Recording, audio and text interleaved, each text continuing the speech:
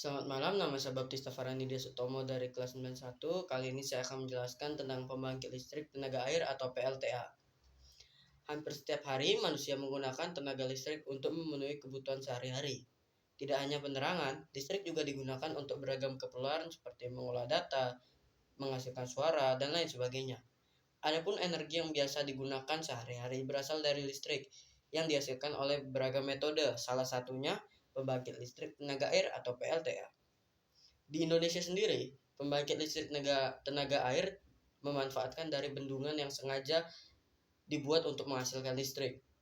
Bendungan menjadi salah satu sumber alternatif yang mampu menghasilkan listrik dengan jumlah besar, sehingga dapat mengaliri akses listrik ke rumah dan jalanan untuk penduduk yang jauh dari pembangkit listrik perkotaan. Seperti apa yang kita sudah ketahui, pembangkit listrik tenaga air merupakan pembangkit listrik yang mengandalkan energi potensial dan kinetik dari air untuk menghasilkan energi listrik. Ada beberapa komponen utama dari PLTA seperti bendungan, saluran pelimpah, gedung sentral, dan serandang hubung.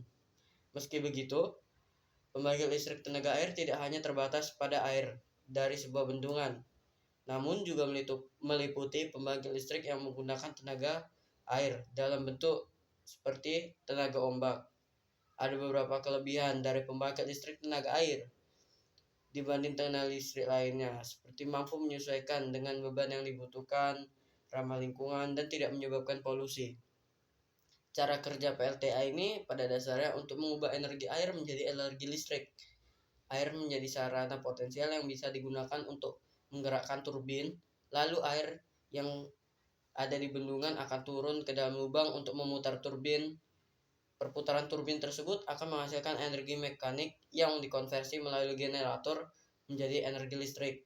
Setelah itu, cara kerja PLTA berikutnya akan diteruskan ke power supply listrik dan akan disambungkan oleh kabel.